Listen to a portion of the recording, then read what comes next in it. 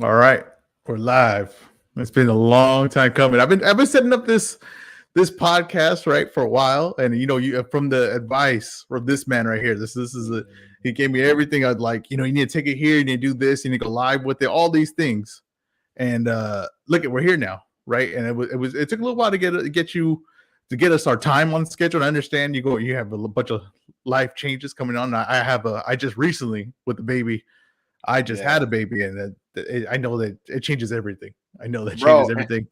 Yeah, and my baby is future Hall of Fame. See, Like this dude is huge. So like we go into a lot of doctor's appointments to the point it's getting super annoying because he's so big. And so yeah, it's been taking up a lot of my time. And plus I I'm get you, doing more man. stuff around the house too. I get you. I get you. I get you. I'm gonna be honest with you. It only gets worse, man. It don't get easier, man. It only gets worse. But the But good thing is I have a lot of help from family. So yeah, I got a lot of so help. for anyone that's watching, or like my followers, and you don't know who Broadway is, Broadway Joe is probably the guy that's on the rise in YouTube boxing. I think if I had to pick someone to say like he's gonna be big in like the next 2 or 3 years, he's gonna blow up and be the not only the voice of boxing, but the voice of Dominican boxing. As you can see the flag behind him, and you know, I have something for you because can't have you on here and not represent that the nickname that I gave you. I just to give me some credit, right? You did.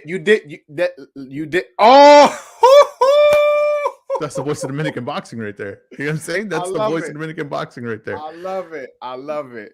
Yeah, so you had to be my first guest. I've done your YouTube channel twice now, Yes. or three times maybe. I'm not Yeah, sure. I'm not gonna count. I think Three you've done times. it We three did three times. times. Three Yeah, times. we Yeah, did three we times. did two just regular and one. It was like a post fight Keith Thurman one.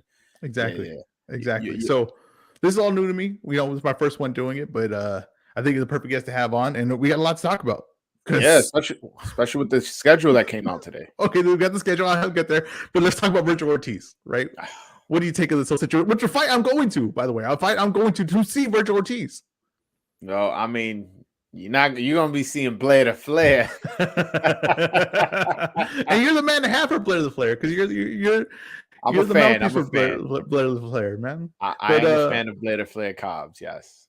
what do you take for this? What do you take for this? You buying the sickness? You buying? You think it's because of weight cutting? What do you think? Well, the thing is, from what I understand, that I don't even know what to call it, disease or syndrome. I don't know what to call it. It's due to working too hard, which and for most parts, you usually don't never hear about a boxer getting this, but a lot of like CrossFit athletes get this injury, and I'm not one of those people that are quick to not believe somebody when they got injured. Like when Ryan Garcia broke his hand, I believed him.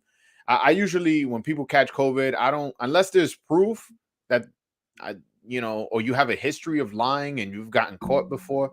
I try my best to respect the fighters and believe their injuries, especially guys like Virgil Ortiz. Why would he pull out against a guy with like 3 knockouts? Yeah, I mean, I get you, right? But I guess there are other things that are a factor here, right? And maybe things I didn't think about right away because I don't really think about when it comes to the rankings and the rules to like a final eliminator and all that part. I don't really think about that. It's not like where my mind goes first. But I Yeah, seen yeah. right on Boxing Twitter, I did see some reasons that kind of made sense to me, right? As far as if he misses weight in a final eliminator, that's a major thing. He loses out on his ranking and where he's at, right? So if you're in the final limiter, same thing as Casemiro, right? We were talking that one time about Casemiro and him pulling this right before the Yeah. weigh-in because he was going to make weight, right, in that eliminator, and that would have had other effects on his, as far as the rankings, as far as the bout system, all that would have the effects. So if he knows that he's not going to make the weight, and I'm not saying that he's not sick, I'm sure he is sick, but I do also believe that it's because he's trying to cut a mass amount of weight and So he's having a hard time. you think he's a shrunk down 54-pounder? Well, I mean, I think he's struggling to make this weight, and I think that from what I read about it, and this isn't even a source. This is just my wife, who's a nurse. I asked her about this. She said that you could get this from not drinking water, from not eating, and that sounds like someone trying to cut weight, right? That sounds like someone trying to cut weight. So, he just changed training partners, right? He just changed trainers. I'm sorry, he didn't have Robert Garcia anymore, and without Robert Garcia comes the whatever Robert Garcia has in his gym, because Robert Garcia is a well-known trainer, right? With a lot of access to a lot of when it comes to fitness, when it comes to dieting, comes all those things that come with Robert Garcia. You don't just lose Robert Garcia, you lose all the access you have to all those things. And I think that this could be, the result of that move, right? And maybe not even choosing your trainer right away. Maybe take your time, because remember, there is a rumor that he wants Eddie Reynoso first, and he didn't have time for him. Yeah, he went to Eddie Reynoso, trained there for about 3 to 4 weeks, realized that he didn't have enough time for him, and then made the switch for Manny Robles. That's a lot of changes before a fight. That's a lot of changes for a training camp, especially if you have a hard time cutting weight. It is. But, when I see Virgil Ortiz in the ring, he doesn't look like this massive guy. See, to me, how Boots Ennis makes 147, it's beyond me. That guy looks like a super middleweight to me. Yeah, he does. He's huge. To be fair, he's never missed weight, and I've never heard it. He's never looked weight drained. But when I follow him on Instagram. When I'm scrolling down Instagram and I see a picture of him, I'm like, how does this guy make 147? How is this guy in the same division as Crawford? So now, if you told me this was Boots, then I would be like, oh yeah, it's hard for him to cut the weight. But Virgil Ortiz, I look at his bone structure. I look at his face at the weigh-ins. He looks like he belongs at 147. He don't look like a small guy, but he don't look massive either. So I'm not sure if that's the case. It could be, again, it could be what you said. He is trying to cut like maybe the last 2-3 pounds and affected him. Or it could be, one thing that Robert Garcia said, and this was after he left him, he was like, that's one of the hardest working fighters that he's ever trained. So if that's your reputation of working hard, some people you have to kick them in the ass to get in the gym. And there's some people you have to kick their ass to get the fuck out of the gym, because you can burn yourself out. You can leave half your fight in the gym. So he strikes me more as the kind you kind of have to be like, hey, listen, today you're not training. Listen, take a break. So he's probably, I don't know. And maybe Manny Robles doesn't have the experience that a Robert Garcia have to say, hey, today we're just doing pad work and you can go home. Maybe he's making them do, extra sparring and weightlifting and, and extra running 2-3 extra more miles than he should. I don't know. I'm just throwing stuff out there because Manny Robles doesn't have as much experience as a Robert Garcia.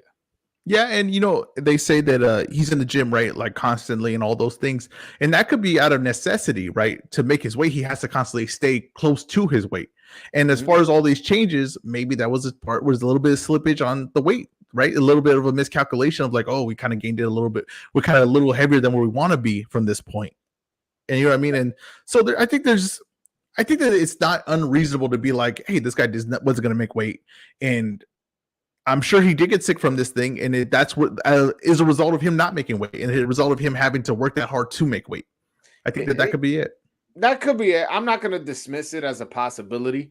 Luckily for me, I'm going to the Edgar Berlanga fight. It looks like he's going to make weight, Yeah.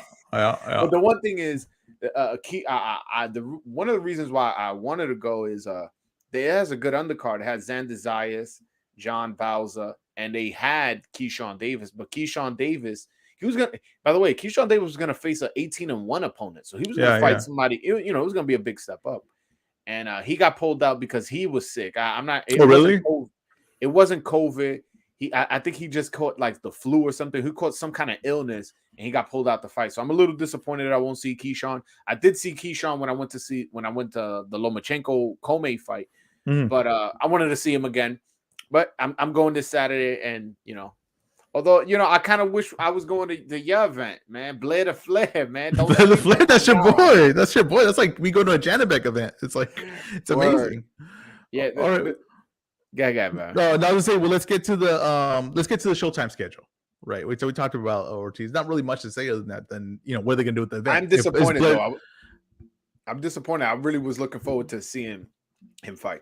Yeah, I mean, I was too, and I'm curious if Blair's, he posted he's willing to take that challenge. So do you move him up to the main event, or do you just scrap the event altogether? Because everyone's going to see Virgil Ortiz. I mean, there's no way around it.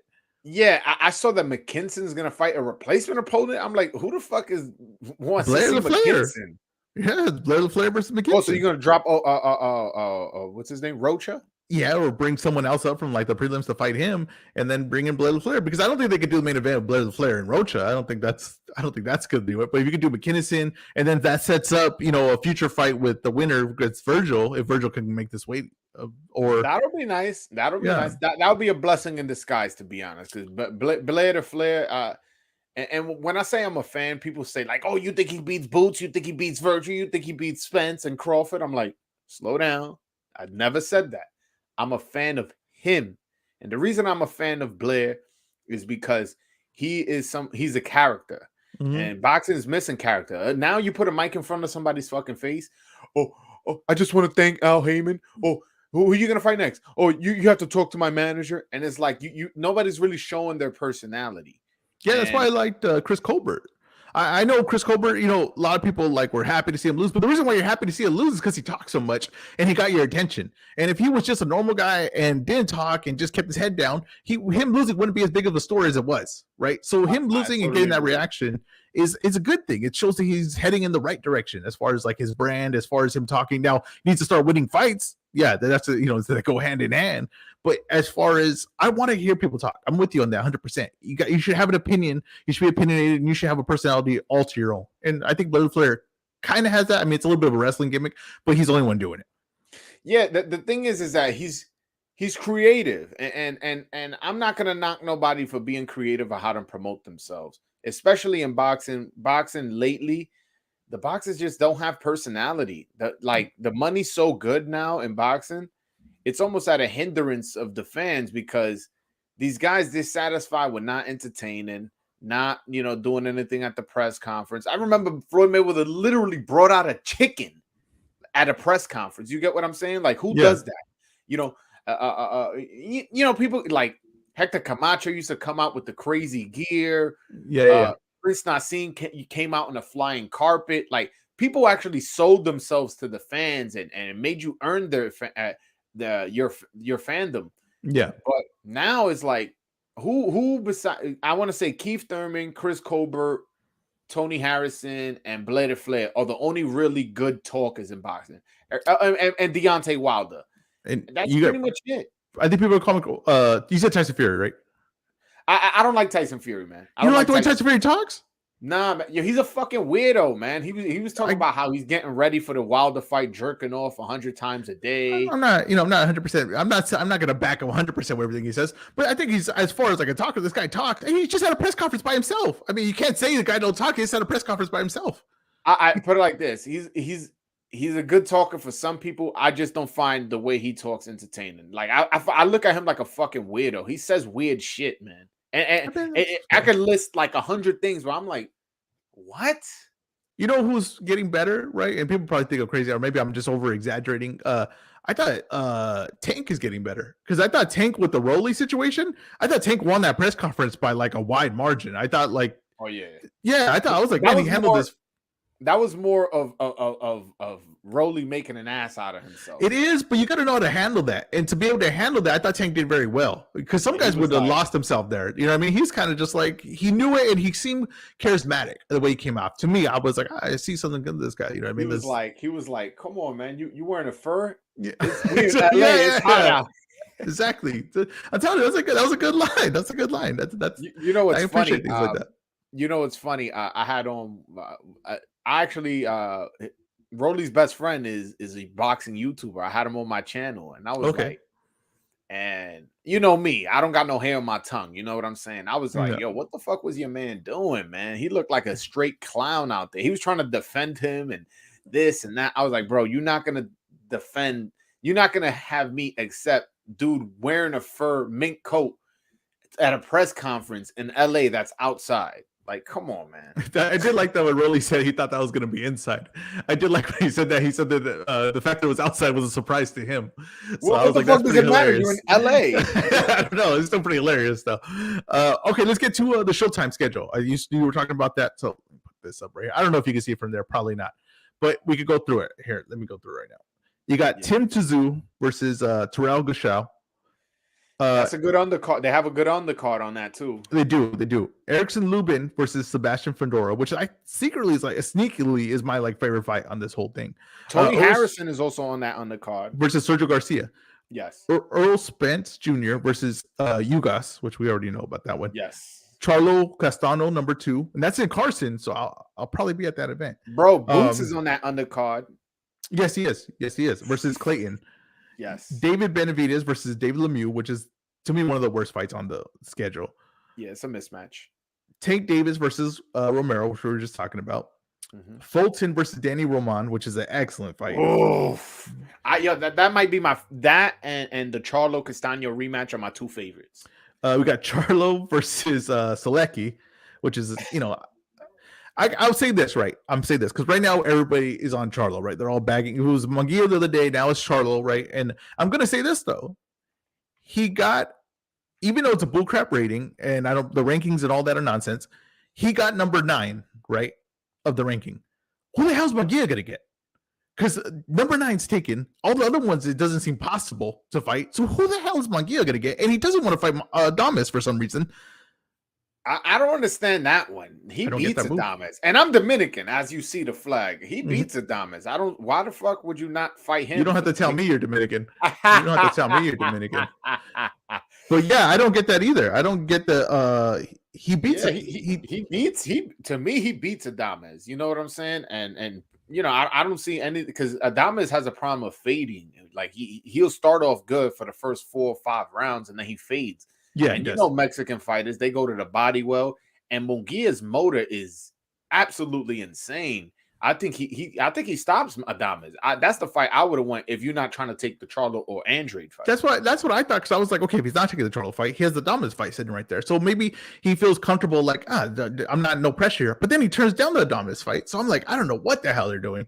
I don't know where they're going to go from here. Yeah, because Triple G's taken, and he's not moving up. And Triple G's not going to be available because after he loses to Canelo, right? Even if, say, he beats Canelo, which I don't think would happen, they would probably fight a 4th time. But if he loses Canelo, he's for sure done. That's him, you know, taking that payday and leaving boxing. So I don't know where the hell they think Munguia is going. But I will say this. Let me defend the situation, though. I don't think Golden Boy was wrong for not going ahead with that fight with Charlo. I don't think they're wrong for that. Come on, man. Yo, come on. Are you seriously going to defend that? Give me a reason why, and I'll tell you why I'll defend it.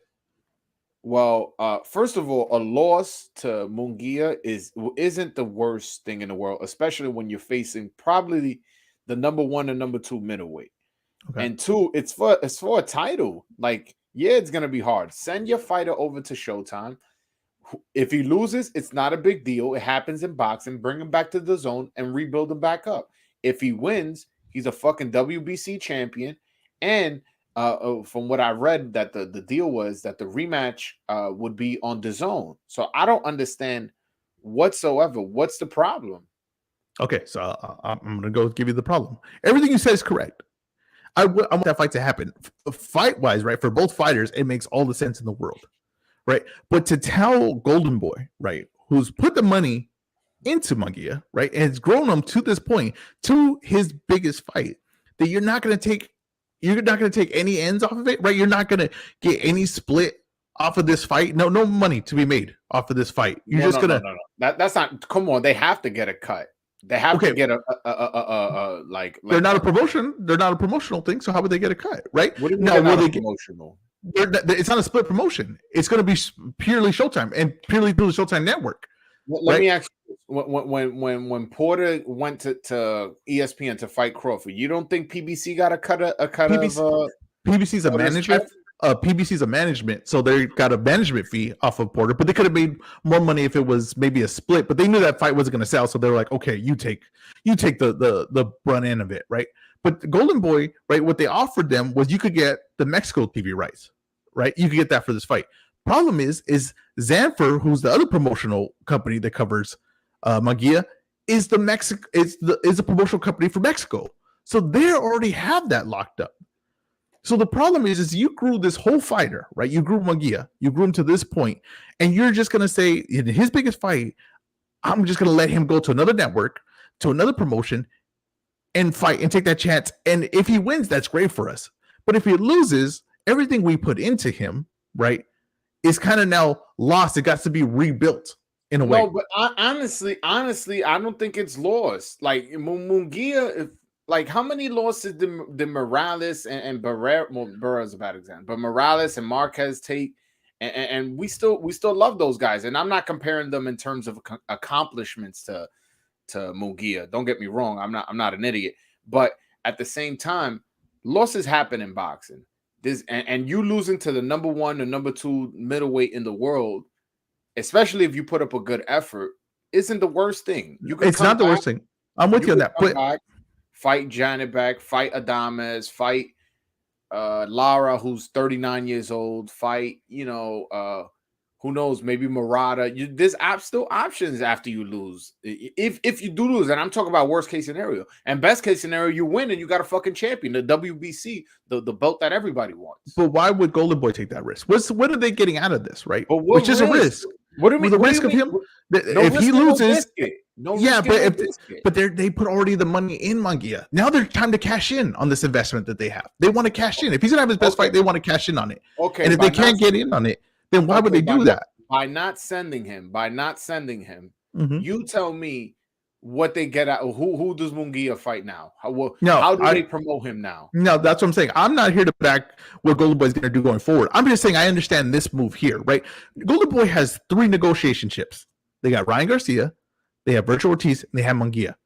And they have no room to let go of any of those 3. There's no room. There's no one else there. Now, people are going to tell me Zerto or Cepeda. That's those are kind of, that's very, very wishful thinking. Who's Bam with? Bam is with the Matchroom.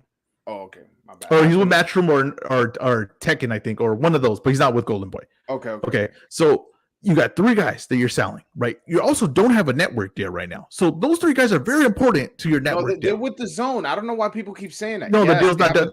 They have a 3-year deal. They just signed it. A 3-year deal. Hold on, I'll get you this. De La Hoya just interviewed. He said the deal's not done yet. Who?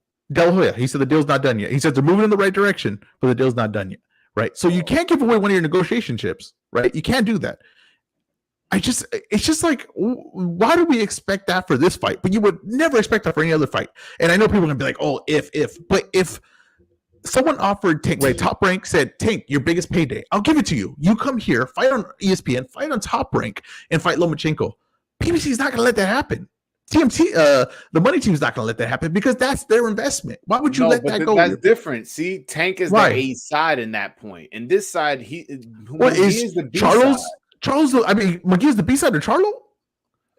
In this case, he's not the one making the offer. He's not the one with the belt. But the belt doesn't matter as far as fame. It doesn't matter to you. But to be fair, I understand we differ here. It doesn't matter to you, but to a lot of fans, it does.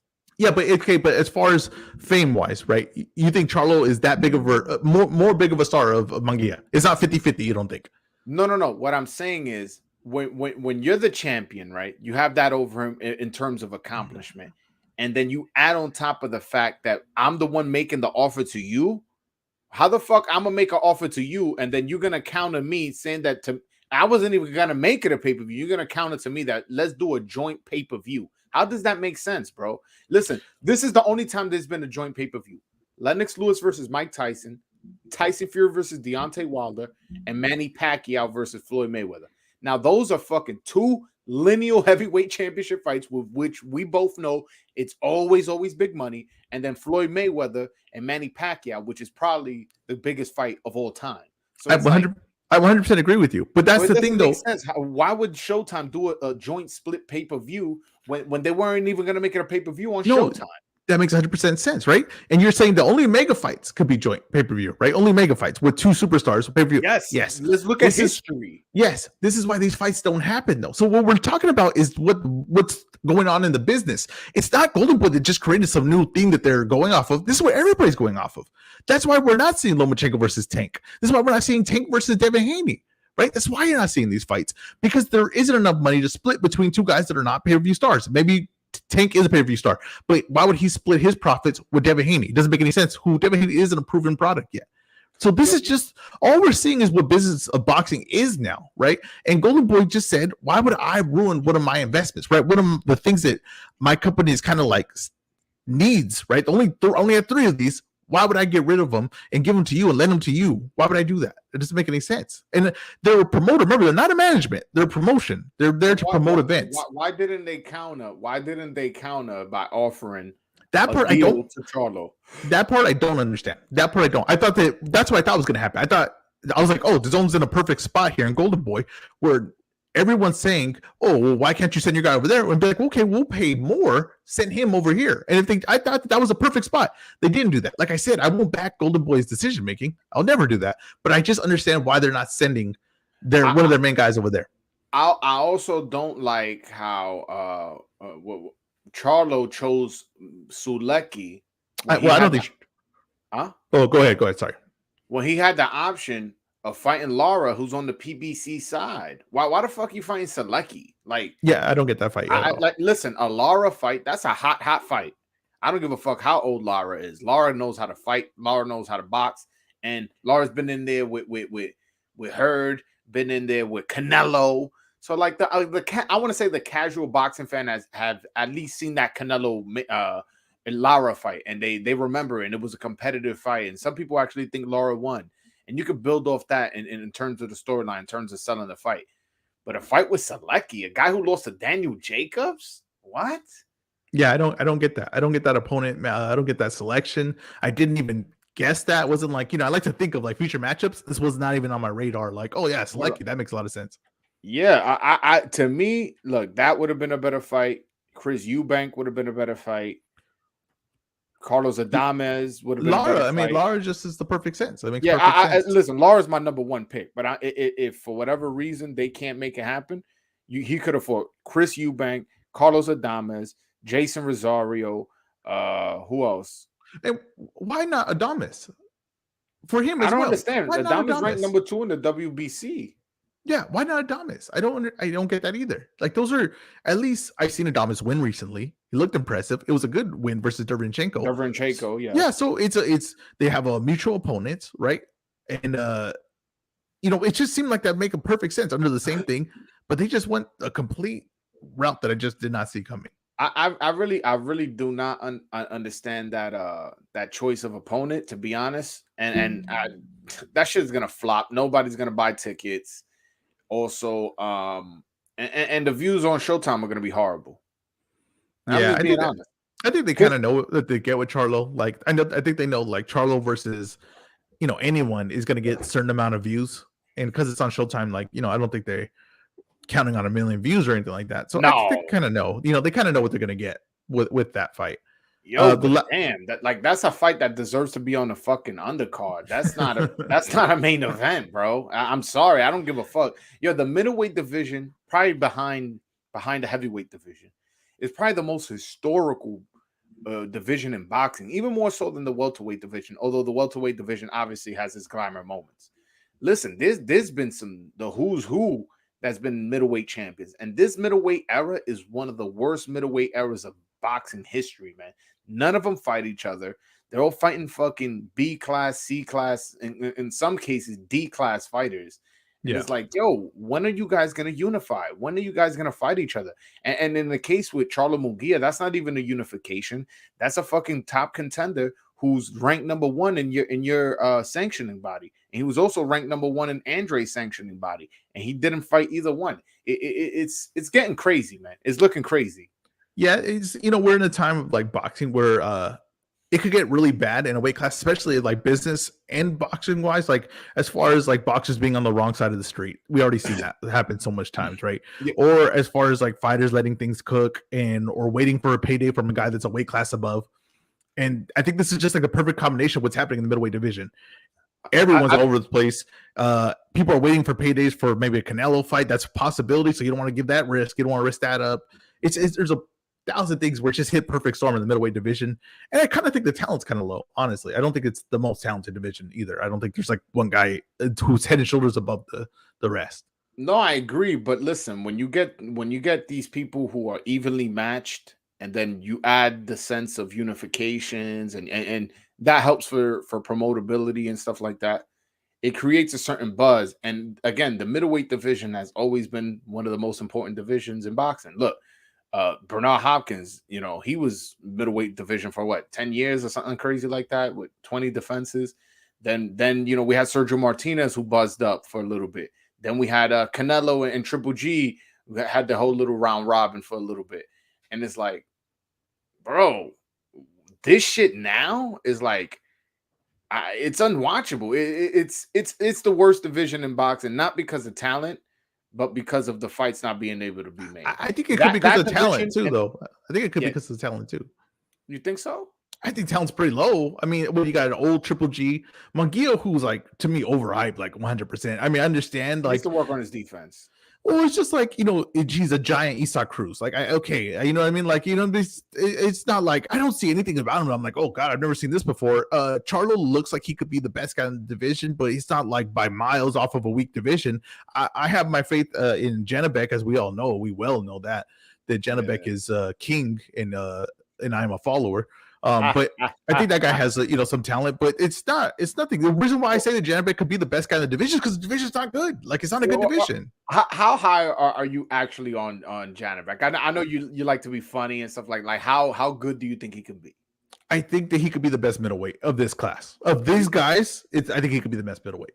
All right, but compare him to somebody active right now. Like, he could be like, can he be like Lomachenko? Can he be like Josh Taylor? Like, give me like really good fighters. Comp, the current fighter, he could be a comp in the middleweight division, though. Like maybe like an Akoli, I guess. Like an Akoli. I mean, he could be like an Akoli. You know what I mean? Like top of the middle of a weak division. I think he could be a guy that's on top of a weak division. But I think that he's skilled. He's got some skills. I mean, I think people get outrageous like when I say this. Like, if Charlo is just like some amazing, unbeatable Marvin Hagler type, he isn't. It's hard. We got to face that. But it's it's not a ridiculous thing to say this guy. The thing that pisses me off is when I say it, right, is that people are like, who's he beat? It's like, I'm not saying he has the best resume. I'm saying he has the most skills. I think he has the most skills of the guys I'm saying. It don't matter who he beat. Yeah, I'm going by the eye test. Yes, but it's like people can't understand why, right? But basically, Andrade is an eye test because he hasn't beat anyone. And two people tell me that's outrageous that I think Janabek could be the best guy. Who's he beat? Who the hell is Andrade beat? That's the best part. That's the best part. It's like, I was laughing when Andrade went on Chicken Talk, and I thought he was really good on there. I'm going to say that right now. I thought he was really good. I think you need to get that guy in front of cameras more. I think he could be an actual. I think there's a chance if you get him talking more. I don't know why DAZN doesn't put him on like the broadcast, right, on the commentary, because he has the ability to do that. What he needs to do is go on every single YouTube page from big to small. Like, I don't know if you remember, there was a while where Wilder, his profile was pretty low for being a WBC heavyweight champion. And then he just went on a run of going on ESPN, Sports Nation, Joe Rogan, The Breakfast Club. He went on, I think, on every platform I can think of, giving interviews. And then his profile just blew up out of nowhere. And then, he became a pay-per-view star. And part of it had helped that he was fighting Tyson Fury, who was a big star in the UK, and it was somewhat of a good talker. And they had those, two out of those three fights were great. So I think that certainly helped. But my point is, he put in that road work in terms of giving interviews, and I think Andre needs to do that. Yeah, he needs to stay in front of the camera. But I was laughing because when he was on Chicken Talk, and then you have people saying like, "Oh, they hate on Andre on there," and I was like, "Who?" Because I'm literally arguing with everyone on there, because if I say anything negative about Andre, I get everybody down my throat. So I'm like, "Who the hell hates him?" I need to talk to that person, because I don't hate him. I'm just negative towards what he's done so far. You know what I realize is that sometimes, and I'm not singling out Chicken Talk. I'm talking about every space, regardless of sport. What they'll do is, when you have an argument that's beating them, or you're disarming their argument, what they'll do is they'll put words in your mouth and be like, well, you said Andrade this and that, and it's like, whoa, that's not what I said. I said this, but then they'll just run on whatever they think that you said, and I'm like, well, you just weren't, either one, wasn't listening, or two, are making up things. Yeah, well, I think a lot of things that happen, especially on like boxing Twitter, it's like you've heard someone argue against a certain fighter, so you use what they said and be like, "Oh, this is the point you're going to make." And it's like, no, that's what they said. I didn't say that. My point is completely different. That's exactly, I think, happens a lot. But all I'm saying was, with Janabek is, I don't think it's outrageous to say he's the most skilled guy in the division. All right. I don't. I mean, we'll see. I really was not impressed with his last fight against Endom. That shit was bored me to fucking death, man. But the thing is, what middleweight have you been impressed with? Right, like last performance. Triple G, man, he looked good in his last outing. That's what I'm saying. So I'm telling you, it's not a great division. You know what's funny too about that division is another reason why it's hurting, right? Is because you got to think like Andre, right? They wrapped him up, right? A big decent contract really for what Andre makes good money, right? He's not Oh struggling yeah, for yeah, money. no, with the Yeah, zone, yeah. Golovkin makes good money, right? Good contract. Charlo makes good money, right? This is another reason why these guys are not fighting, because these fights are hard to make, because these are two big paychecks coming in who are going to want a higher paycheck when they fight better competition, like a Golovkin, like a Andre, like a Charlo, right? And when you see like the 126-pound division, right, and you see Laywood versus Conlon, right, and you see Warrington versus Kiko, and he's going to fight Lara, or he could fight Laywood after that. The reason why those fights can happen is because those guys don't have big paychecks, right? So it's easier to make these fights. It's more possible to make these fights. You'll start noticing in these divisions where you have maybe not great fighters, right, but you have guys that are under controlled contracts. It's a lot easier to make the fights. That's why. Go ahead. Okay, my bad. No, it's just that you see these divisions, these smaller divisions, and it's like these guys all will end up fighting each other, right? Like we've seen Estrada versus Chocolatito twice now, right? And we're gonna probably see it a third time. And it's not gonna be hard to make. It's gonna be probably one of the easiest fights for Eddie Hearn to make, because he knows what their money is at. It's not a big negotiation to do it. But with the middleweight division, you kind of have a little bit of negotiation. Yeah, no, and to add to your point about fighters getting paid a lot of money and then it being difficult for them to get paid. Some people say that that's the case with Devin Haney. A lot of people say, "Oh, he hasn't fought Ryan, Tio, Tang, Loma, Cambosos," but I don't know the full details as far as everything. So please don't run down my throat. I'm not saying you. I'm saying the viewers. Yeah, I got you. Oh, you don't know this, you don't know that. I'm just saying it just seems like they always complain about how much he's getting paid in relation to what he's bringing to the table. So, like I remember there was a back and forth with Cambosos, him and Cambosos, and he was like, "Oh, we got to make this undisputed fight, and just as long as the money's right." And Cambosos came up to him and said, "As long as I get more money, because I'm bringing more belts, right?" Yeah. And Devin Haney kind of laughed it off, and he was kind of like, haha, like we'll talk about it, it. But it was telling for me, you know what I'm saying? Yeah. Little things like that, where it's like, I just beat Tio, who beat Loma, and you just beat and struggled with Jojo Diaz, like, bro, like, and you only got one belt. Nah, I got three, and I'm the lineal champion. Like, come on, my man, I'm getting paid more, and you're gonna have to fight in Australia. So I don't know as far as the details where that's at. I actually am hoping for the Devin Haney fight. I want that fight. I think I'm more interested in that fight than any other matchup for Cambosos. Yeah, I'd rather see that than the fight with Loma, Cambosos Loma. Yeah, I think I want to see Haney get a shot. I think Haney, of all the guys in that really weight division, he's the one willing to fight anyone. Yeah, it seems like. So I would like him to get a shot, and I do want to know how good he really is. So I think that'd be a good fight. I think that's an excellent fight. It looks like we might get it, right? Because I hope so. I hope just so. By the chance of the war affecting boxing and how like the cards are playing out. I mean, we might get a Joshua versus probably people are saying Joe Joyce, which would be an excellent fight, but it's most likely Joseph Parker. I'm going to say that now because Joseph Parker. Nah, I think it's going to be Otto Wallin. See, everybody's saying Wallin. Otto Wallin, they just screwed over. Why would he fight Joseph Parker if he fought him already, and now it's not going to be for a belt? Because Joseph Parker just beat Chisora, right? Which is kind of a big event over there in Europe, right? And he's under Matchroom, and he's a controlled contract, so they know what he's going to make, and they don't want Joshua a chance of losing, right? Before a Usyk fight, which is a bigger fight than all the fights that they could possibly make right now. So they know what the Joseph Parker fight looks like at its worst, a sloppy fight that Joshua wins on the scorecard. And at best, he knocks him out, right? And he gets a performance that he needs. And Joseph Parker's kind of a name. I mean, compared to all other guys, Joseph Parker's more well-known than any other guys we're going to name right now. Yo, I can't fuck with. I was a big AJ fan, man. I was a big Joshua fan. I had to take away my fandom, bro. Like, he just doesn't have the mental capacity to be a dog, man. And his last performance against Usyk, he has a lot of success, and he's the guy that's gotten off the mat and won, a mega fight against Klitschko. So I know, but then I saw his last fight against Usyk, and he fought this dumbass game plan. And matter of fact, me and you, we had a back and forth about this. I thought he came with a horrible game plan. I felt like he should impose his will. I felt like he should have went to the body earlier. He started doing it late in the round. Why would you fucking start going to the body in the 9th, 10th round? When you start breaking guys down in the 1st and 2nd, you know what I'm saying? And I felt like he could have knocked this guy out. I actually predicted knockout of the year for that fight. And he fought a horrible fight. And then people want to argue with me that it's what Usyk did, and Usyk had a beautiful performance. But I disagree. I think it was more of what AJ didn't do than what Usyk did do. Yeah, I think that as far as strategy wise, I think that he kind of didn't know what he was going to do when he went in the ring, right? He went in there not as heaviest, right? So wasn't going to impose his size. At least that's wasn't his mind state, right? He was thinking more like cardio wise, like I want to be able to last longer in this fight because it might go later rounds.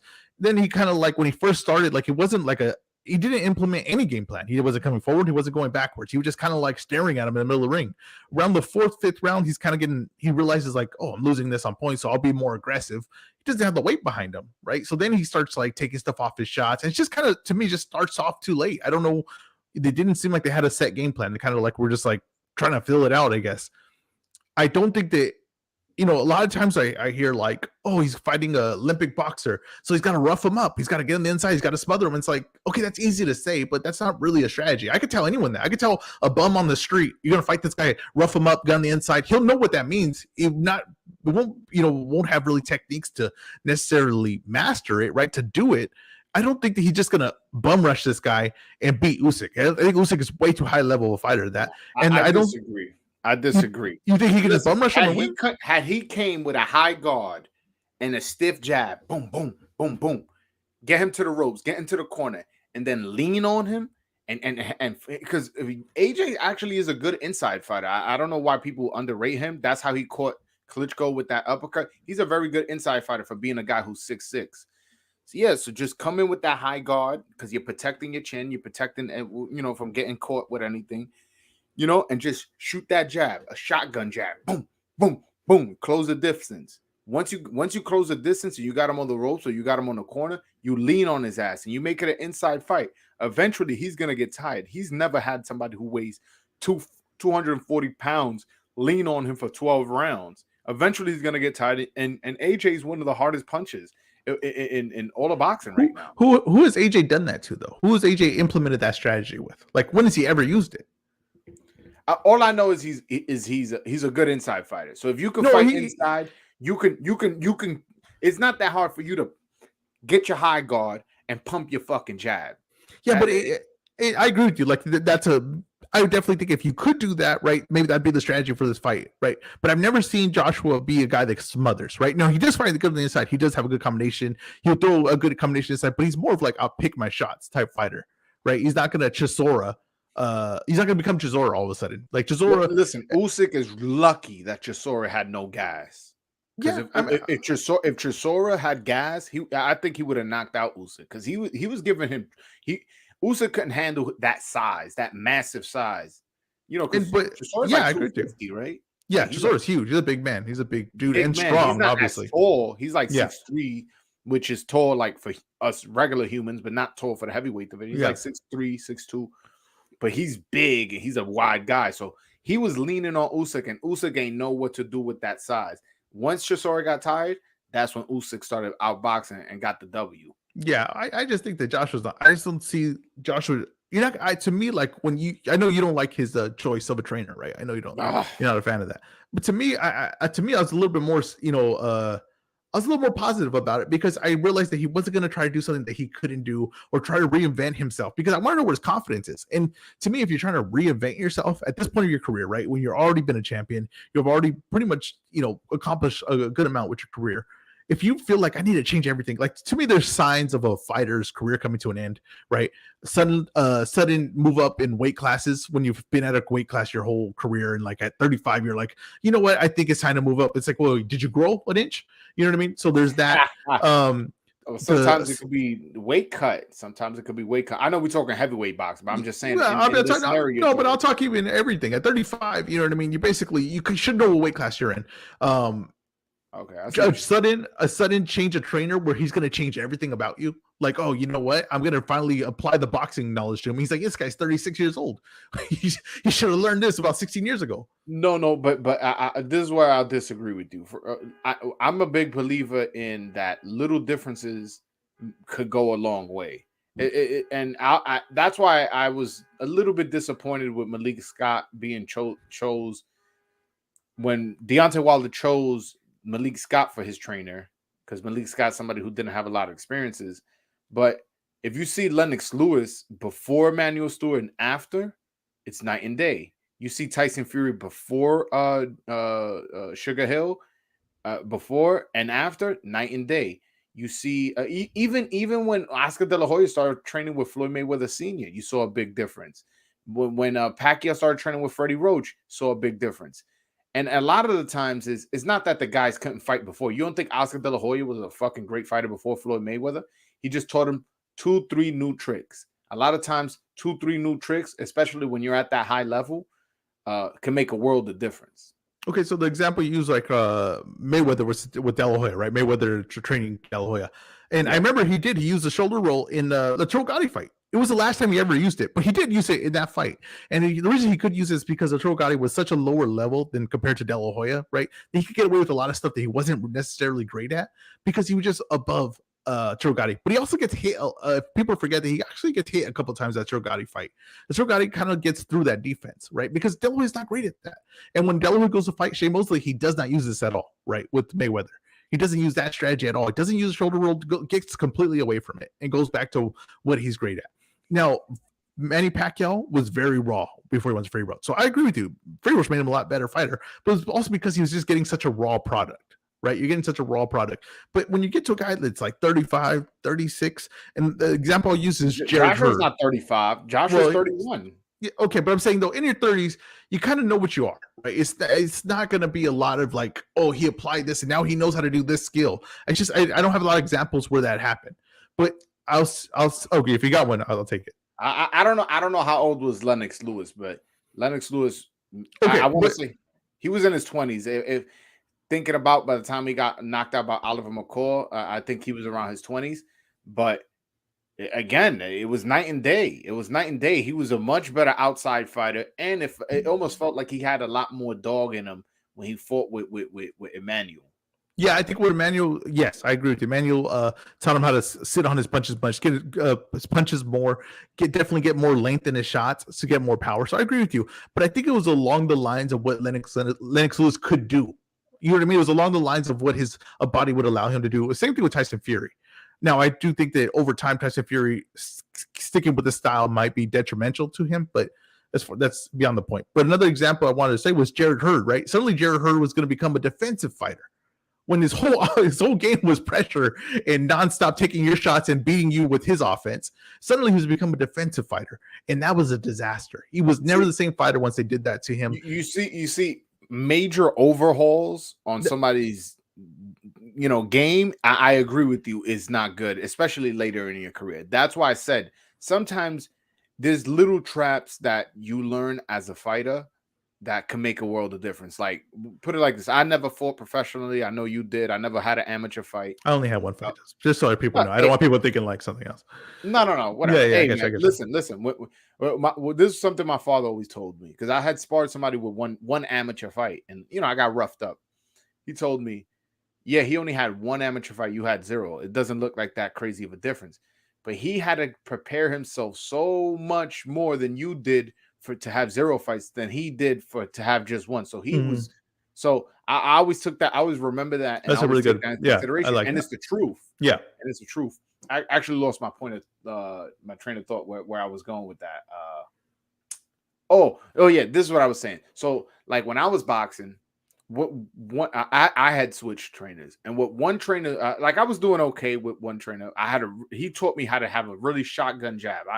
I haven't boxed in a while, but I had a really, really good jab. So one thing that the new trainer taught me how to do is use my eyes to trick my opponent. So he goes, sometimes you look at the body, like if you're going to jab to the body, and you just hit them with a jab. And sometimes you could drop somebody because just they're putting unexpected. Down, yes. And you're hitting them with a jab. So he said the same thing. You look at the head and then you just jab to the body. You can confuse a guy. That was a little thing. That's such a small thing that he taught me, but it made a world of difference. Yes. Again, learning a pull counter, learning when somebody throws a jab, you just back up and throw your right hand over it. That's a little trap right there that can make a world of difference. What other little things? Sidestepping, when somebody's charging you, as opposed to just covering up or holding, you just take a step to the side and you have a really good angle and possibly knocking a guy out because you're punching at an angle. So there's a lot of little things that you can learn as you get to the elite level. Is just all it takes is 2-3 little traps that can make a world of difference, especially when you're a puncher like Anthony Yes. Joshua. So that's why I feel good with the trainer choice, because it's a guy that knows him and it's not going to overhaul everything. Maybe this guy, even though he's been in the picture the whole time, maybe he hasn't been able to have the voice, right? Like it's like in the NFL, you got an assistant coach, right? And like Sean McVay was the assistant coach for the Redskins, right? He was an assistant coach, but it's not like that they were succeeding because of Sean McVay. You get what I'm saying? Like they didn't know what they had at one point, right? And then when Sean McVay became a head coach, suddenly he can, all these things he knew, he was able to say. He was able to unpack all the things that he had inside, right? When you couldn't do that when there's someone above you. So maybe that's what's going on. This guy says, I see what you're doing. I know what you like to do. And I see the things that we can change and add. And it shows me that Anthony Joshua has confidence in what he does. He still has confidence in what he does. If he was doing a complete overhaul, I'd be really worried. If he was with Freddie Roach right now, it says like, you're just going to teach him to be offensive. And I'd be really concerned. I'd be really concerned about what they're doing. To me, the perfect trainer for him would have been Teddy Atlas. I've heard you say this before. Because the problem is not his skills. The problem is right here. Right here. Listen, this guy won a gold medal. The guy had 3 out of the 4 belts in the heavyweight division. The guy can fucking fight. The guy knocked out Vladimir Klitschko. You get what I'm saying? I know he can fight. I would never get on camera and say that AJ's a bum, because that would be wrong. Yeah. He just doesn't have the mentality. And Teddy Atlas is somebody who's gonna get the aggression out of you. You know what I'm saying? Who's gonna try to rewire your thinking. And again, you don't think Teddy Atlas knows fucking tricks? Teddy Atlas mentor was Cus D'Amato, the guy who trained Floyd Patterson to become the youngest heavyweight champion of the world.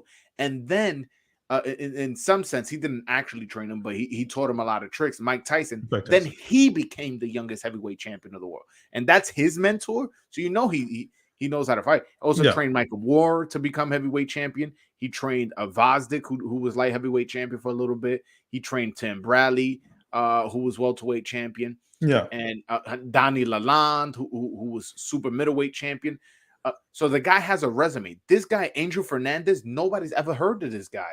This guy has no experience. It might be his chance, though. You know what I mean? It might be his chance. It might be his opportunity. With a fucking heavyweight champion, a 2-time heavyweight champion who's a gold medal. That's your first shot at the. But Anthony Joshua knows him, though. You know what I mean? Like there's familiarity there. And you gotta. He's cheap, bro.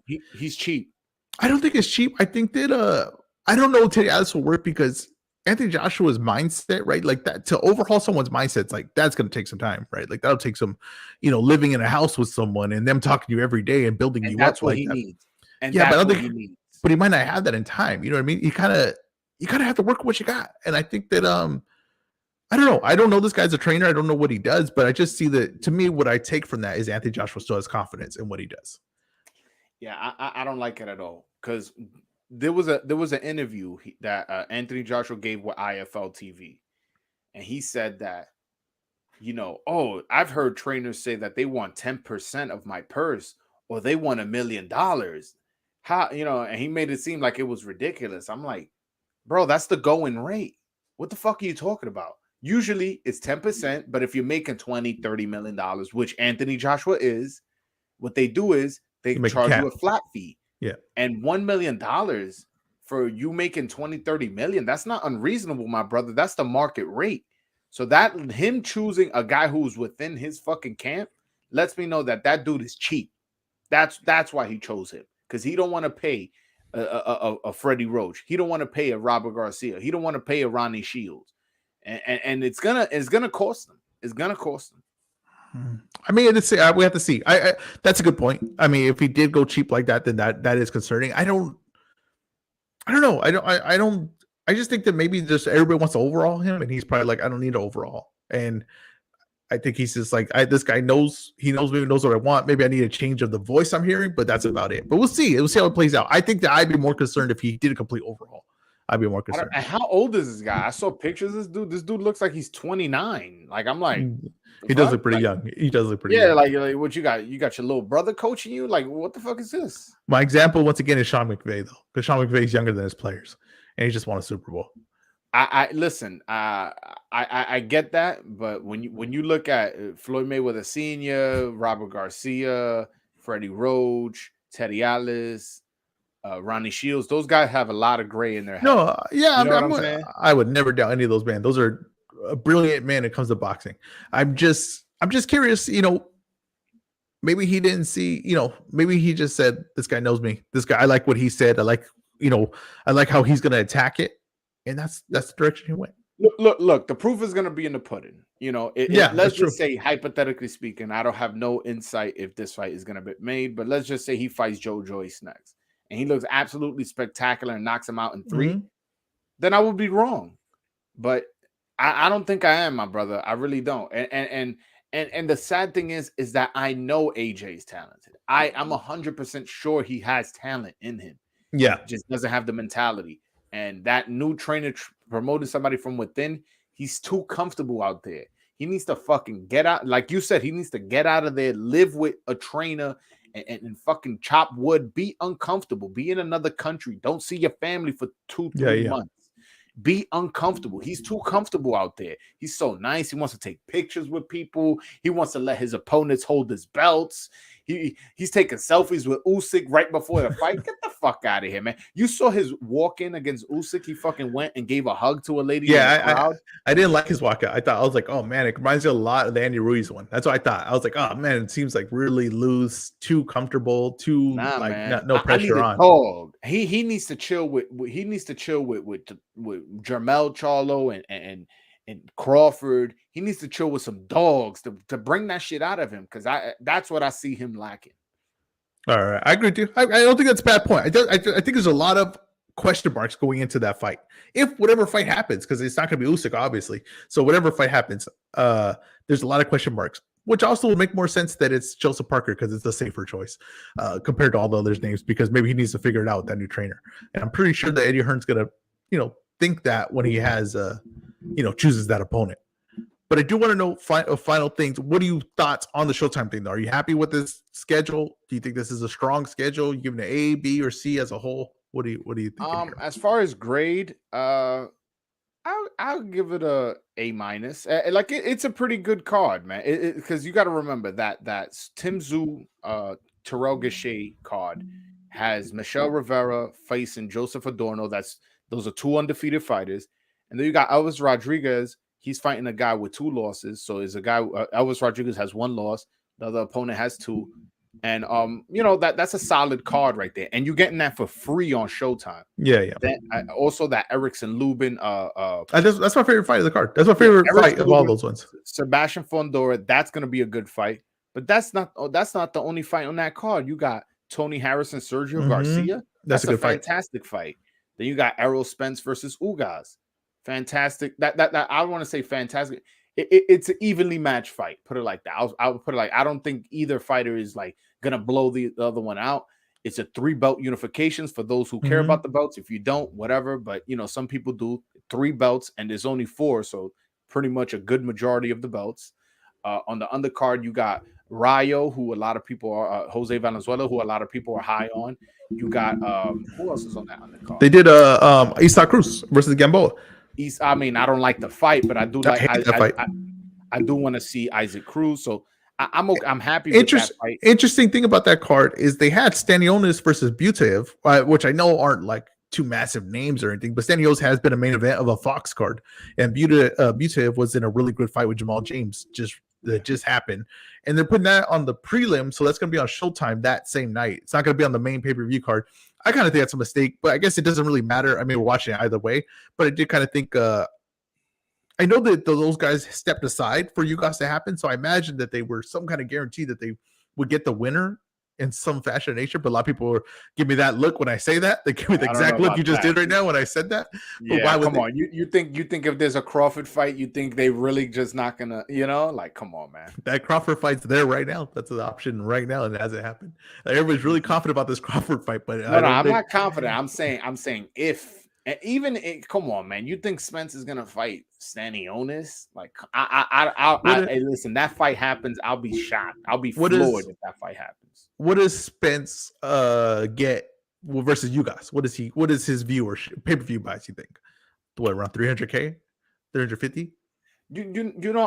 I mean, Ugas did just beat Pacquiao, so he is somewhat known. And then he also fought Sean Porter before, so he's not a total nobody, unknown fighter, especially with that win over Pacquiao. Spence usually does the 300 range. Mm-hmm.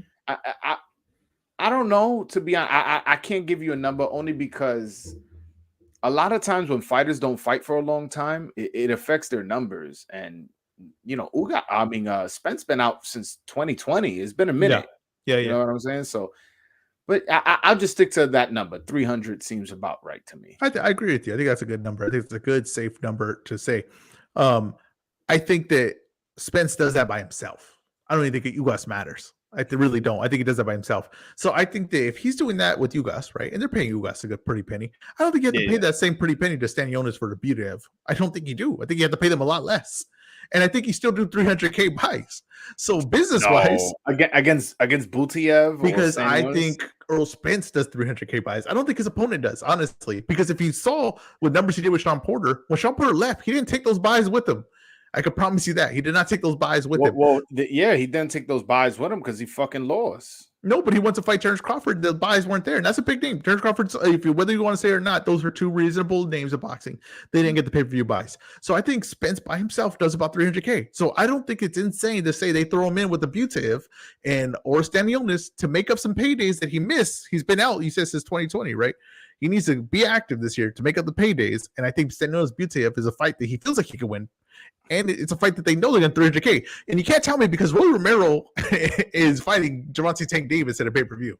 So you can't tell me that they really care about who's on the other side of the star. They really don't. No, I see what you're saying. I just think you're overrating Spence's stardom a little bit. I mean, 300K is pretty much the low end of what he does. Yeah, but who he's been on pay-per-view with? He's been on pay-per-view with Mikey Garcia, who at the time was Mikey Garcia sells. Yeah, Mikey Garcia sells. Yeah, Mikey Garcia sells. He's not a pay-per-view star, but he's definitely known amongst the casual, especially amongst Mexicans. Okay. And then he fought Sean Porter again, who had a belt at the time. It was a unification fight, but doesn't sell. And he's known for being an entertaining fighter. And that fight had Benavidez on the undercard too. Yeah, it's just like I just don't see it, bro. I'll be honest with you, I don't. I'm telling you, it's gonna be like Canelo when Canelo went to the zone and fought like 3 or 4 times in a year because he got to make up those paydays that he lost. And this is definitely a payday making up year. And he could do it with fighting Butev and then one big one at the end of the year. When you guys, maybe some people will say Terrence Crawford. I'm kind of leaning towards maybe like a Thurman or situation like that. But I want to stay hopeful, but honestly, you know what? I'll shake up your live right quick. I'm picking Ugas, man. Oh damn! Okay, whoa! I'm picking Ugas. Wait a minute. You good? Yeah. I just got to put that up. When you say something crazy like that, they got to know that's coming from the voice, the voice of Dominican boxing. Because you're picking Ugas to fight. I don't hate this. Go ahead, give me a reason. When you stack up the reasons, reasons that somebody could make as an excuse, that's when you pick the underdog. Errol Spence had a car accident, came back, looked good against Danny. Okay, cool. Then has eye surgery. And then on top of that, at that press conference against Manny Pacquiao, he looked so weight drained. His eyes looked sunken in. He looked like a skeleton, man. He's having trouble making weight. I know he has said in a previous interview that I saw, he's working with a nutritionist. He's feeling stronger. He's doing this. He's doing that. Yeah, but the fight's still a month out. So you're not at 147 now. So you could talk all that hot shit now, but let's see how you look the week of the fight. So car accident, eye surgery, looks weight drained, and now you're adding on top of the fact that he hasn't fought since 2020, December of 2020. And then again, Ugas is a good fighter himself. He just beat Pacquiao. Yes, older Pacquiao. Yes, Pacquiao coming off a layoff. Still Pacquiao. Pacquiao's an all-time great. Pacquiao's a Hall of Famer. So I'm picking Ugas by decision. Whether he gets the decision in Texas, that's neither here nor there. But I think Ugas beats Spence. And it's not because I think Ugas is a better fighter. But when you stack up all those things together, it's kind of why I picked Magsayo against Gary Russell, who is one of my personal favorite fighters. I bet money against one of my favorite fighters because I knew he had a shoulder injury. He had trouble making weight. His father's foot got amputated. He wasn't training himself. He was training his father. Once those things start stacking up, I've been a fan of boxing for a very long time. Once those things start stacking up, bet against that guy. Bet against him. Let me add a little more to your point. If you notice, let's look at Spence's run, right? Now, Kell Brook, great fight, legit win. Kell Brook was a lot better than what people remember, especially at that point. He was a very good fighter. No, and, for sure. Yeah, and he gets the win, right? And Kell Brook goes on, Kell Brook at that point would beat Sean Porter better than anyone had beat him, right? To that point, it was the most clear, decisive win of Sean Porter. Okay, then after that, he goes Mikey Garcia, undersized, right? Yeah, you're right. Yeah, undersized. He also has Danny Garcia in that run, right? Also undersized 147, right? Power doesn't carry. The struggle that he has is the one guy that's actually the weight class, right? The Kell Brook fight is competitive. He wins clearly. Sean Porter, the guy that's actually his size, actually could walk through shots, actually could get physical with him. Actually, he struggles in that fight. Yeah. He actually has a competitive fight.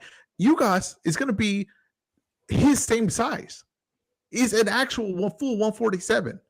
I do think that is in the back of my head when I think of this fight. I'm like, it is the guy that's legit his size. And the one thing too is like the things that you kind of put on Spence as far as like he has like one punch power. He really doesn't. He hasn't shown one punch power in a long time. Even he said it. He says, I haven't stopped someone in forever. I haven't got a KO in forever. He doesn't have one punch power. So if this fight kind of goes on and Ugas is able to get comfortable in there and start using his size and strength, I think it gets really interesting. I think it's gonna be a kind of competitive fight. Now I'm pick Spence. I'm not gonna, but I'm not the voice of Dominican boxing. You know what I mean? So I don't have that bold. I can't be doing bold takes like that. This is my first live. I do that, and then people will shut it down. You know what I mean? But you can. You got the backing. You just interviewed Ali Rivera. Ugas is Cuban though. Ugas is Cuban. No, I know that. No, I know what he is. I'm just saying you're the voice of Dominican boxing. There's something comes with that name. No, I know. Trust me. Since I met you, I know who's Dominican now, right? I never wondered this in my life. Now I know. I'm like, oh, that guy's Dominican. You know what I mean? I'm putting it out left and right. You know what's funny? Every time a Dominican wins, I go on Chicken Talk and I'll be like, yo, if y'all don't like me now, y'all definitely not gonna like me when Dominicans start taking over boxing, man. This is the closest you guys have gotten. Honestly, I'll be honest with you. This is a run. It's a hell of a run you guys are on right now. Yeah, and you're interviewing all of them. That's the best part. It's every Dominican fighter, this top level, you interview. If you want to see Ali Rivera, and the best interview I've seen of him, right? Like the most personal interview I've seen of him. It really is. And I'm not just tooting my own horn. It really is. On Broadway Joe's, go to his page, right? And you'll see interviews with him. Garcia, correct? What's his first name? Hector Luis Garcia. You will see the interviews with them. He's gonna get everyone. It's just this is spreading. The word is spreading. He's gonna get everyone. Bro, I have things lined up that are big. That's what I'm saying. And I'm super excited. And I'm super excited. It's just, again, as you know, I'm super busy right now. And once I'm on paternity leave, I'll have more time because I'll just be like, babe, for this hour, for this 2 hours, have you and your mom take care of the baby while I'm do this, and then I'll come back. I love that. That's wishful thinking. I just know by a guy that's going through it right now. That right now I'm just waiting for someone to come and yank me and say that's done. You know what I mean? Because that's basically what my podcast is surviving on. Listen. There's some men who run their house, and some men who run around their house. I run around. Run my house. I will fairly say around. I run around my house. I'm comfortable in what I'm doing. I run around my house, and I'll tell you right now, when the baby comes and the baby's screaming, and I tell you, the one person I'll tell you this right now. This is outside of boxing, right? These are people that I can't stand the most, right? Or TikTok, right? On TikTok, you have the people that say, I have a baby, and they're in workout clothes, and they're running, and they're climbing, and they're doing all this stuff, right? They're going out, and they're at breweries and all that. Those people should be shot in the back of the head. I'm going to be honest with you. Because it's nothing like that. Because I'm telling you right now, every one of that is a liar, and there should be. You don't got a nanny. That's what it is. That's what I'm saying. Exactly. It's like, okay, you have a fake account and a fake life that I've seen. It's not like that at all, okay? It's not like that at all, okay? Nah, man. Listen, man. The way I live my life, man, my girl cooks for me. She serves my food. Not that, and I do shit for her too. I don't want to make it seem like, she's my slave or anything. But I'm just saying, like, there's certain things that I make the rules. You understand what I'm saying? And I'm good with my girl, man. I love her to death. But she understands, and I tell her, yo, listen, I'm gonna be streaming for about an hour or two. Her mom is gonna be here helping us. My mom is gonna be here helping us, like coming every now and then. My mom lives like 10-minute drives, and then her mom sometimes she lives in Pennsylvania, but her mom sometimes be sleeping over and helping out. And she said that she's gonna be doing that more often to help out with the baby. So that's when I'll get my time. Now, as far as me making videos and editing them, that I don't know, but streaming, I'll be able to stream more often. Just look at that smile on my face. Just know that smile on my face, that means pain, that means tired, that means everything. I love it though. I love the confidence. I really do. You can look back at this podcast, look at my eyes. I'm constantly looking at the door, see if anyone's coming. I'm constantly doing that the whole damn time. I mean, that's just the truth of it. Nah. The only thing is, I just have to be conscious of my voice. As you know, I'll be getting turned up sometimes. I do too. I do too. And like sometimes I do my Wednesday show. I do it from 7 to 9, so that's kind of somewhat late. Yeah. I'm not gonna be able to turn up as much as I can. Which is why I'm avoiding talking Yankees baseball. Because I really get hyped up. Like people don't understand how much I love baseball. I'm Dominican. Yo, we love baseball. We get turned up. And the way the Yankees are looking right now, with the dumb shit they doing, man, that shit's gonna get me hyped up. Let me Let me tell you something. I'm not feeling that way because I'm a Dodgers fan. You know what I mean? We're doing good you guys things. Might get Freddie Freeman. Yeah, we gotta get Freddie Freeman at first base. You know what I mean? We might do some good things. We got a good farm system. You know what I mean? If you guys sign Freddie Freeman, I'm picking you guys to win the World Series. It's gonna be you and Tampa. You or Tampa.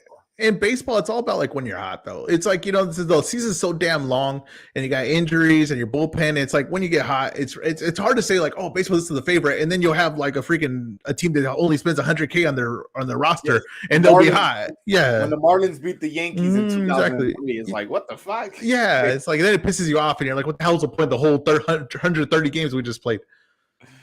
Yeah, no, that's a good point. Hey man, I appreciate you doing this. I don't want to take up too much of your time. No, you good, man. You good, man. Like I said, man, I'm not looking over here. At no point that I look over here. This is where the door is. I'm good, man. If you want to go another half hour, we can. Let me tell you something. I am looking at the door. I'll tell you that right now. So I appreciate you doing this. Of course, I'm gonna be a guest on your podcast hopefully soon again, and for sure, you're always welcome here. This is gonna be. Yours is a little more organized than I think mine's is going to be. Yours is a little bit more like come in this thing and you want certain guests, everything. Mine's going to be an open door. I think I'm going to have an open door policy on mine where it's just like come and go as you want. I'm probably going to have people that don't even do podcasts on here, right? I'm probably just going to I'll have Polo on here. Like Polo's going to be on here. I got to have Polo on here. And he's going to be talking crazy. I love Polo. I love that guy. Yo, one time they were asking Polo who's a Hall of Famer, and like, I was there. Yeah, you was there. Oh my god, yeah. It was like when they asked him. Yuri Foreman was in the Hall of Fame. No. They asked him. They said, "Who's Miguel Cotto?" Because I told him, like, "Who's Miguel Cotto's biggest win?" And he said, "He goes, he got good." I go, "What are his good wins?" And he said, "I don't know, Carlos Quintana." And I was like, "God damn, I didn't even think of that name ever being brought up ever in a boxing conversation ever again." Listen. I think a lot of people underrate that Mosley win, man. That Mosley win. That was a great win. That was a great fight. Great win. And it was a war. That was he earned that win. Yeah, it was a good win. That Zab Judah win. Zab Judah went on to win a couple world titles after that. So yeah, that Zab Judah win, and that was also a war. I think people underrate Miguel Cotto a little bit. Now, is he one of the all-time greats? Absolutely not. I'm not going to sit here and say that. But to say that he had a shitty career and that he's overrated and this and that, I think people need to tone that down. Now, of course, and also you got to remember the loss he took to Mayweather. He gave Mayweather a tough fight. I was just about to say that. He gave Mayweather a tough fight. Now the Pacquiao one was one side, but he fought the two best guys of his era. I mean, that's what he did. Yeah, he fought the two best guys of his era. Got knocked out by one. No shame in that. Fucking Hearns got knocked out by Hagler. Another thing I like to give him credit for is also built his old resume, even though he lost to the two best guys. Because you see a lot of guys, they lose to the best guy, and then the resume's dog after that because they don't go anywhere. They don't do anything. He fought everybody. He fought everyone. He built his own resume. Claudy. He fought Margarito twice. Pacquiao, Mayweather, Mosley. Who else he fought? Caught Sergio Martinez at the end, but still got that win. Yeah, Sergio Martinez at the end, you know, Got that like win. you know what I'm saying? Fuck Canelo. Canelo. He went in there with anybody. Anybody who tells me he's a ducker is a fucking idiot. No, People he's try to not. make it Yeah, seem no, like no. people try to make it seem like he ducked Triple G. Why the fuck would he fight Triple G when the big money fight is with Canelo? I would have vacated that belt too. Yeah, and I think if he would have beat Canelo, I wouldn't be shocked at all. He fought Triple G next. I would probably Yeah, I wouldn't expect be that he fought surprised Triple G. either. I Yeah, wouldn't be so surprised either. I hate the whole ducking thing. It's always wrong. Like it's really you make a very hard time to make a case of someone that actually ducked, someone that wasn't financial or wasn't some kind of business sense to it. So I don't really like that term. Yeah, a lot of times it's networks and promoters that we don't get the fights we want. But Yeah. I'm liking your setup though. It kind of looks like very I don't know how to say, like it's minimal, but Yeah. it's what works, man. It looks Yeah, good. I I'm like telling you, I it. appreciate it. I appreciate I it. Yeah, I'm like it. going I for a like little it. bit more like like a kind of like garage banding, you know what I mean? Like kind of like coming up, slowly. It's a little bit, it ain't pretty, you know what I mean? I don't want to make it pretty, right? But I want to make it look different, and that's what I'm going for. Yeah, nah. I'm loving the look. Yeah, man. And like I said, man, anytime you want me on, you can have me on as long as obviously our schedules match. You Yeah, can yeah, have of me on course. as many times as you want. You know, you're welcome on my podcast. Actually, I wanted to tell you, I'm gonna be like when I'm on paternity leave, I'm gonna try to do a post fight, like live I've been waiting after for you to every tell me. Yeah, I've been waiting for after you to every tell me. single no after every single fight. Let's do it. Yeah. The only So one I I'm gonna can't be do, on. obviously, is the ones I'm at, but that's so rare that I go to one. Yeah. So yeah. I don't know when my baby's gonna come, but I'll keep you up to date. But Cool. yeah, because I honestly I'll be watching most of the fights at work. That's how I watch the Yeah. fights. Yeah. But if it's a big fight, I'll take the day off and then I'll either go to the fight, like I'm going to the Berlanga fight this Saturday, or I'll watch a paper, like let's say a Canelo fight. I'll watch it with my dad, or I'll watch it, with my brothers, or sometimes believe it or not, sometimes I'll just watch the fight by myself. I'll buy the pay-per-view and literally just watch it by myself. I do that all the time. It's just me and my girl, and my girl's usually just like on TikTok or Instagram. And then she'll she watches, like she'll be like, oh, okay, like I remember this guy or something like that. But it's usually like that. I'm honestly by myself the whole time, and I'm just tweeting. I'm mad at my phone for some reason. It's that's my Saturday. It's my every. What's funny? I saw Oscar Valdez versus Miguel Berchelt with my girl, and man, she was like when he got knocked out, like. She was genuinely scared for Berchelt. She was, and I'm like, I'm screaming. I'm like, oh my God, what a knockout. And she's like, is he okay? I'm like, that's funny you said that, because my girl always says anytime someone gets knocked out in a movie or something like that, she'll be like, he got knocked out like Berchelt. That's literally the reference she always uses. So that's hilarious. That was a pretty savage knockout. That was my personal knockout of the year last year. That was the knockout of the year, wasn't it? Did that not win knockout of the year? I thought what's his name? The Puerto Rican guy from Philly, Rosado, knocking out Beck the Bully.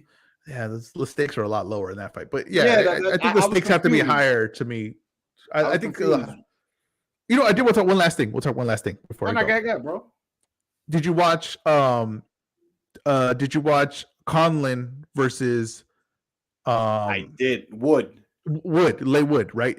Great fight, right? I mean, we can all agree that's a great fight. To be candidate of fight of the year so far. It's early. And knockout of the year. And knockout of the year. And because it tells a story. And because of when the knockout happened as well, did it happen? You know what I mean? That's what is that called? Like a can't think of it, the right term for this. Like a basketball, if you hit the shot and you walk away. Walk off. Walk off. It was a walk off knockout. Like how so rarely do you get that in boxing, right? A walk off knockout, knockout walk off. That was clutch. And what made it so clutch, he said it at the press conference. He did. He said, I'm going to knock you out. It could get to the 12th round. And if I haven't knocked you out by then, he's like, matter of fact, let me screen share it for you. Because that shit, it literally gave me goosebumps when I heard him say it. I was like, damn, like, how confident can you be to say some shit like that and actually do it? And he's coming off back-to-back 12th round knockouts. I don't know if you know that. He knocked out Zucon in the 12th round? He did. Yeah. Yes, he did. Oh, damn, that's right. He got that clutch gene. And and his power carries. His power carries, obviously. And the I thing that I believe in liked, that club gene. the thing that I liked that what he did is he never was just relying on one big shot. He just kind of kept working. He kind of kept working. Was like, I'm gonna find it. I'm gonna find it. I'm gonna find it. And the other thing that Ben Davison posted today was like the body work that I wasn't even catching when I was watching, of like how vicious he was going to the body in some of these shots. Nah. He did very, very well. I came away very impressed. Let me screen share this for you and for the viewers as well. Because it literally gave me goosebumps when I saw it. Hold on. What happens when you don't knock me? If I knocked you out by You have round one 12, plan, if you're looking at and me to in knock round me, 12, you can't if you're knock me. looking at me in round 12 and I haven't knocked you out, guess what? I'm going to knock you out. Wow. Yo, bro, that right there is the clutch gene, brother. That's gene. And it's awesome because Colin's confused too, like because he kind of like doesn't understand what he's saying, right? He's like, "What the hell is he talking about?" And it's exactly what he did. And that's exactly what happened after the fight. He ain't know what the fuck happened because he got his ass knocked out the ring. And knocked out cold and out the ring. Landed in your daddy's lap. And freaking Colin looked good in that fight too. He looked damn good. Like, to me, I was like, I love the way he was boxing. I was like, damn, this is better than I thought he was. I never thought he would have this kind of performance. I never thought he'd be at this level. Yeah, I felt like had he not gassed out a little bit, I don't want to say gassed out. That's bad. Had he not faded a little bit, his legs. I felt like he could have dominated that fight, but he started fading a little bit and then got caught. But that first round where he dropped Lee Wood, that was a hard knockdown. Had there been one more minute on that round or maybe even 30, 45 seconds, he would have got knocked out. Yeah, it wasn't no flash. It wasn't no flash knockdown. That was he was. You know, the thing is, you were bringing up earlier about your eyes, right? You're looking at your eyes and you look down, you could set up a shot going up. And what he was doing is he was crouching down, looking like he was setting up a body shot. And he did it a few times with his left hand, right? He said, crouch down. And Laywood started reaching to block the body shot, started reaching down. And he saw it and went straight up with it, crouched down, went straight up, all power on it. And yeah, perfect. No, and it was kind of like a whipping left hand. Mm-hmm. It wasn't like he sat down. It was kind of like a whipping, but the way his head bounced off the ground, I thought he was out cold. But then he got up all wobbly, but then the bell rung. The knockdown couldn't have happened at a better time for Lee Wood. Put it like that. Yeah, that's good. That's a good point. That's a very good point. He was very, very hurt. That was a great fight. And that's what happens when, I know sometimes like we want to see these matchups and sometimes it's not that hard. It's just put like top 5 guys against each other. Most of the time you get good fights like this because it's 2 high-level fighters and they're able to do different things in the ring. That was a really high-level fight to me. I thought the skill level was high. 2 good, 2 of maybe the best guys at the weight division, right? At least in the top 5, I would say. And that's what happens when they fight each other. It's like kind of as easy as that. That's why the UFC has the success it does, because they're always just playing top 5 against each other. Well, to be fair to boxing, we have been getting good fights lately, especially like we just read the lineup. I gave it an A-. Well, matter of fact, what did you give that show? I gave it a B. I give it like a B+. I thought that one thing it lacked was kind of like star power, as far as it has Earl Spence, but and Earl Spence, that's a really good fight. But Tank Davis, kind of like I was hoping for the next step in his career, right? I kind of feel like that was just kind of like plateaued. So that was the one thing I thought was lacking. I thought there were very good matchups in it. I give it a B+. I think it was solid. It's a very solid schedule. Wow, I think if they would have got Charlo Munguia, like that would have pushed it over the top. If they would have, think about it, they almost had Charlo Munguia, or they almost had Charlo Canelo, like with that, and then they throw that in there, like, oh my God, they're gonna be over the top. The reason why I went up from, you give it a B+, the reason why I took it up to A-, when you look at those cards, that Charlo Castaño with Castillo, Clayton, and Boots Ennis on the undercard, that's a solid card. It's true. Terrell Gausha versus Tim Tszyu with Elvis Rodriguez, Adorno. Those are 2 undefeated fighters. And then you got Elvis Rodriguez, who I think is a hot prospect. He's on that card.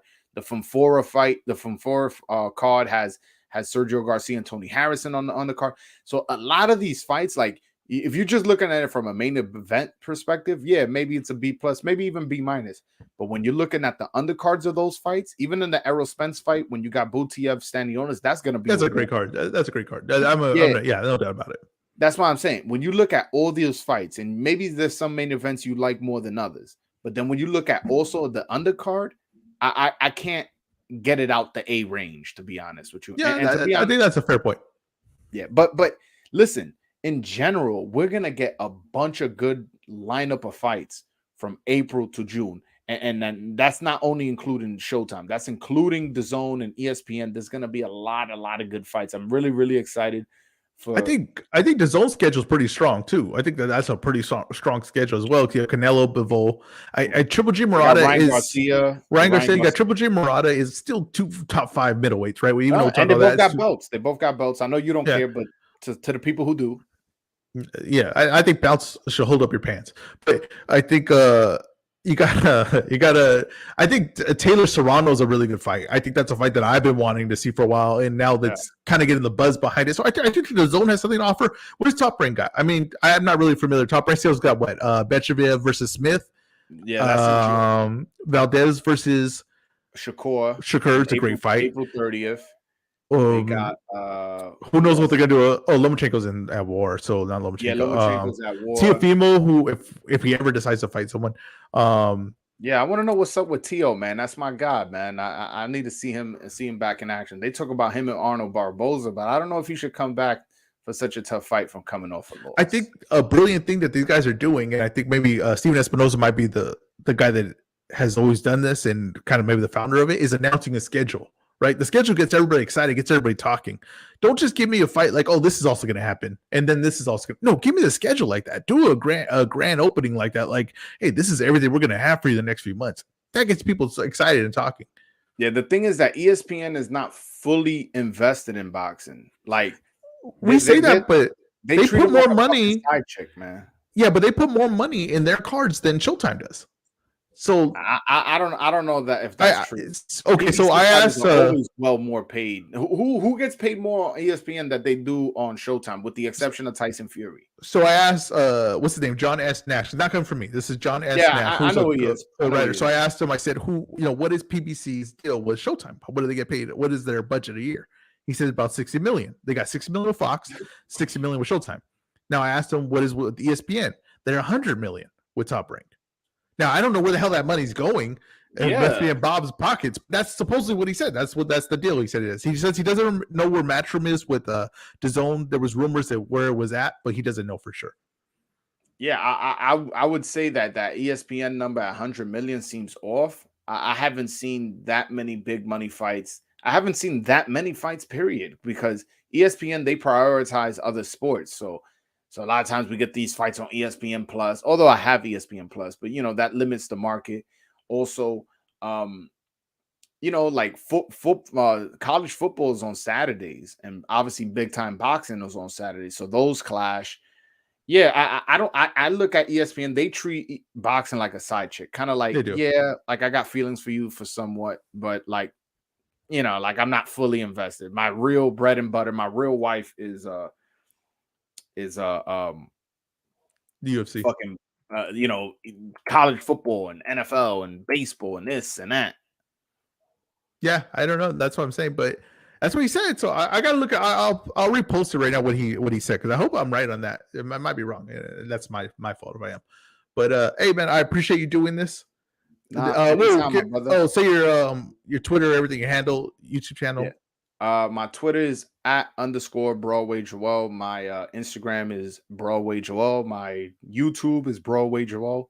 Hit that subscribe button. Follow me on all those platforms. If you have a question or anything, just at me or DM me, whatever, and even comment in the comment section. I'm very active in the comment section. Anybody who comments, I try my best to get back to them. Unless you're saying something stupid, I won't respond. Fair enough. But definitely hit that subscribe button. I have an interview. I've interviewed Michael Fox. I've interviewed Hector Luis Garcia, Michelle Rivera. I have a lot of big interviews planned, like people that have already told me yes. It's just a matter of me working with their schedules. Boxers are very, very busy people. I don't know if you guys know. I know because you've been around professionals, but they're very busy people. Some are in training camps, some aren't. But yeah, I do have a lot of big things coming for the channel. Follow him, hit subscribe, like his videos. Thank you guys for listening. This has been the Ezra Podcast. Peace.